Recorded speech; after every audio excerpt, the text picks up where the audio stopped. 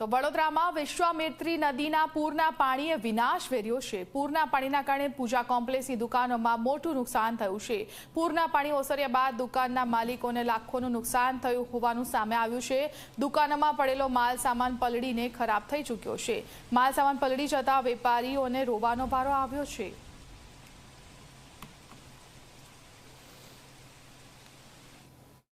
વડોદરામાં પૂરના પાણી સંકટના પાણી આ વખતે સાબિત થયા છે। અકુટા વિસ્તારમાં અત્યારે અમે પહોંચ્યા છીએ। કેવી રીતે ઘરોમાં પાણી, દુકાનોમાં પાણી અને તેના કારણે ઘણા વેપારીઓને પણ મોટું નુકસાન થયું છે। અહીંયા પૂજા કોમ્પ્લેક્સમાં અમે પહોંચ્યા છીએ। તમે જુઓ, અહીંયા પણ એટલા પાણી ભરાઈ ચૂક્યા હતા। અત્યારે તો આ પાણી ઓસરી ગયા છે, પણ પાણી ઓસર્યા બાદ આખરે કઈ રીતે લાખો રૂપિયાનું નુકસાન અહીંયા જઈ રહ્યું છે તમે જોઈ શકો છો। આ તો એક બે દુકાનની વાત છે, લગભગ આ વિસ્તારમાં તમામ દુકાનો આ જ રીતે પાણીમાં ગરક જોવા મળી હતી। હવે પાણી ઓસરી રહ્યા છે ને નુકસાનીનો અંદાજ પણ આવી રહ્યો છે। તમે અહીંયા પણ જોઈ શકો છો, સાફ સફાઈની કામગીરી કરવામાં આવી રહી છે, જેથી દુકાનને ફરી એકવાર કાર્યરત કરી શકાય। આ જ રીતે તમામ દુકાનોમાં જેટલી પણ સામાન હતા તે સામાન આ જ રીતે પલળીને નુકસાન મોટા પ્રમાણમાં વેપારીઓને ભોગવવાનો વારો આવ્યો છે। તેના માટે જવાબદાર કોણ તે સવાલ આ વેપારીઓ પૂછી રહ્યા છે ને પૂછે પણ કેમ નહીં। કેટલાક વેપારીઓ આપણી સાથે જોડાયા છે, તેમની સાથે વાત કરીશું કે આખરે તેમનું શું કહેવું છે। આ તમારી દુકાન છે? હા, મોનાર્ક પેટ શોપ। બરાબર। પાણી ભરાઈ ગયા હતા અહીંયા? પાણી ભરાઈ ગયા હતા, 1.5-2 ફૂટ સુધી પાણી હતા। અને આ બધું આજવામાંથી અનિયમિત પ્લાનિંગ વગર છોડેલા પાણીને લીધે છે અને વિશ્વામિત્રી નદીમાં થયેલા દબાણો એના લીધે આ બધી છેલ્લા 15 વર્ષમાં પહેલી વાર આટલું પાણી આવ્યું છે। આ પહેલા આટલું પાણી નહોતું? આટલું પાણી આવ્યું ક્યારે નથી આવ્યું। અને જોઈએ વરસાદ બી બંધ હતો અને એના લીધે જે વરસાદના લીધે પાણી આવતું હોય એ વસ્તુ અલગ હોય છે, પણ આ જે સર્જિત છે એ માનવ સર્જિત લાગી રહ્યું છે। કારણ કે જે દબાણો થઈ રહ્યા છે અને જે નિષ્કાળજીથી એને વિકાસના નામે ખાલી ઘોર એ થઈ રહ્યું છે। કોઈ જાતની વિકાસનું કોઈ બરોડા સિટીની અંદર કશું થઈ નથી રહ્યું। બરોડા સિટી માત્ર ને માત્ર સ્માર્ટ સિટીના ભ્રષ્ટાચારનું મોટો કેન્દ્ર બની રહ્યું છે। કેમ કે કોઈ જાતનું આની અંદર કોઈ તમે જોશો છેલ્લા 5 વર્ષ 7 વર્ષ કે 10 વર્ષની અંદર કોઈ જાતનું પ્લાનિંગ વગરનું બધું કામ થઈ રહ્યું છે।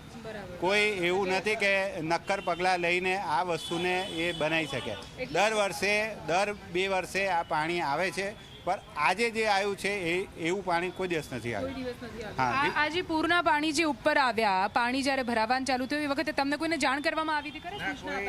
કોઈ જાતની અમારે લોકોને જાણ કરવામાં નથી આવી અને આ વસ્તુ એ લોકોએ કઈ રીતે શું કર્યું છે અમને કોઈને નોલેજ નથી।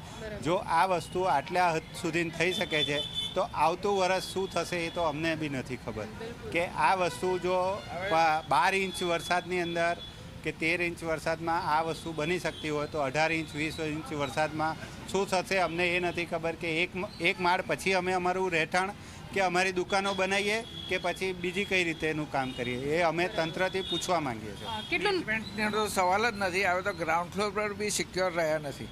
કેટલું નુકસાન, કેટલું અંદાજે 50,000 થી 60,000નું નુકસાન હશે, ઓછામાં ઓછું। આમ તો લગભગ 2 લાખનું નુકસાન છે।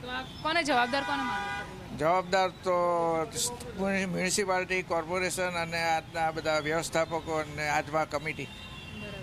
જે ટેક્સ ઉઘરાવવામાં આવે છે મ્યુનિસિપાલિટીથી એ ટેક્સનું અમને પૂરેપૂરું વળતર બી મળતું નથી। આજે અહીંયા જોવામાં આવે છે કે 3 દિવસ થઈ ગયા, કોઈ સફાઈની કોઈ કર્મચારીઓ નથી ફરકી રહ્યા કે કોઈ તંત્રના કોઈ માણસ નથી ફરકી રહ્યો કે ભાઈ તમારે ત્યાં શું આ વસ્તુનું બન્યું છે। એટલે તમે જોયું કેવી રીતે વેપારીઓમાં પણ આક્રોશ અને રોષ જોવા મળી રહ્યો છે ને હોય પણ કેમ નહીં, કેમ કે 72 કલાક વીતી જાય, પાણી ઓસરી જાય છતાં પણ કોઈ પૂછવાવાળું નથી એમને, તો પછી આશા કોની જોડે રાખશે। કેમેરામેન વિજય ખટીક સાથે નિધિ પટેલ, ઝી 24 કલાક, વડોદરા। તો આ બુલેટિનમાં હાલ માત્ર આટલું।